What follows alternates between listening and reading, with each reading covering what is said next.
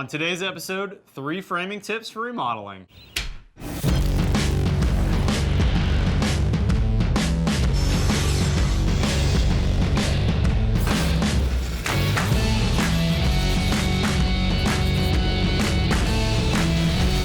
I'm coming to you from our West 10th Street project. This 150-year-old house is getting a whole house remodel and an addition, and we ran into a couple of framing issues here that I think are common on remodels that I'm hoping I can provide a few tips for you. You know, when we remodel, we often have partition walls like this, and this is pretty standard framing. But what happens when you're looking for ceiling height in a space that doesn't have a lot? In this case, we're in a basement here. We've got about an 8-foot ceiling, and we've got a very thin floor structure. We've got 2x8 standard joists. They're on 24-inch centers, so they're pretty wide. And the floor above us has a fair amount of bounce, and it's also out of level. So in this case, we wanted to not only add structure to the floor, we wanted to add rigidity, but not add thickness. We didn't want to use I-joist or something that would bring the ceiling height down in this space. The solution to this is to sister onto the existing joists some LVLs. If you're not familiar with LVLs, this is a framing material that's made like plywood in layers. So when you look up at this LVL, you can see the layers. They're often used for headers, and they make a great joist, especially when you're sistering on to existing joists. This 8-inch deep LVL here can carry the load of a much deeper standard joist. And when we sister that on, we're getting additional strength from this very old framing. Typically, framing of this age was really good heart lumber, and it has a lot more strength than a new 2x8 might have.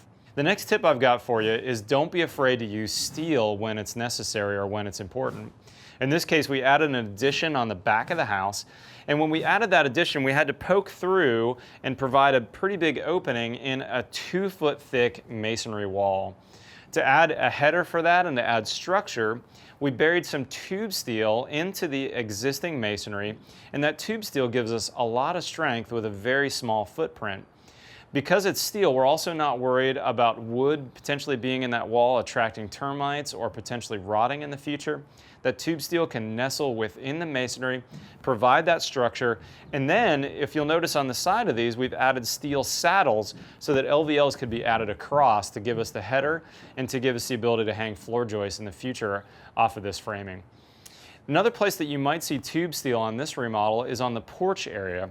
We have a wraparound 2-story porch in the back of this house, and on the first floor where the columns were getting wet for the last 100 years, we had a lot of rot, we had a lot of sag. Instead of using wood for the structure again when we replaced those, we took the wood off, we replaced that with tube steel columns, and now we've got a column that's going to be structurally sound for many decades to come. And we can bring the wood in later to provide the aesthetics and to look like the original columns. We can space the wood off the concrete now and give an air gap so that wood won't rot in the future. And the last tip I want to talk to you about is when you're removing walls, how to add the structure for those walls, especially when you have a load-bearing wall, without adding depth. So let's go upstairs and take a look where we've done that. Okay, so we're upstairs now, directly above where we were downstairs. And what we're looking at here is a wall that was formerly a load-bearing wall, right where we've got this triple LVL. We opened this space up from this kitchen to the living room, and when we did that, we needed to carry the load from the roof above that used to bear on this wall.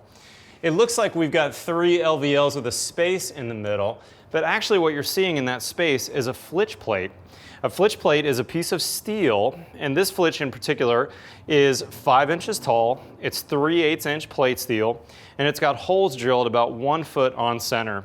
Those flitch plates now are buried in between these LVLs, and then we through bolt the entire assembly together so it acts as one assembly.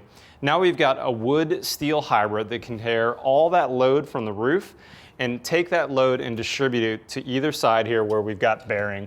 So in this case, it's coming down here, and these crush blocks are landing on this header, and the header comes down to some steel columns which go all the way down to the foundation.